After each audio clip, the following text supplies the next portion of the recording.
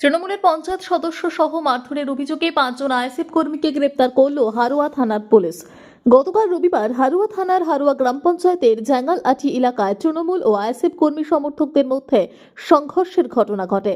ঘটনায় তৃণমূলের পঞ্চায়েত সদস্য সিরাজুল মোল্লাকে কোদালের বাঁট দিয়ে মেরে মাথা ফাটিয়ে দেওয়ার অভিযোগ ওঠে আইএসএফ এর বিরুদ্ধে।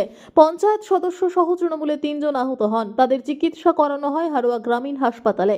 আইএসএফ দলের পক্ষ থেকে অভিযোগ করা হয় তাদের দলীয় কার্যালয়ে হামলা করে ভাঙচুর করে তৃণমূলের মারধরে আহত হন 2 আইএসএফ কর্মী সমর্থক। গতকাল হারোয়া থানায় লিখিত অভিযোগ করেন আক্রান্ত তৃণমূলের পঞ্চায়েত সদস্য। অভিযোগের ভিত্তিতে পুলিশ 5 জন আইএসএফ কর্মীদের গ্রেপ্তার করেছে, বসিরহাট আদালতে পাঠিয়েছে। কল্যাণী এক্সপ্রেসওয়ে দিয়ে গেলে এই জায়গা একদম মিস করবেন না। নৈহাটি রাজেন্দ্রপুর ব্লাইন্ড স্কুলের কাছেই রয়েছে এলাকার খুব জনপ্রিয় স্পট কেশরী ধাবা।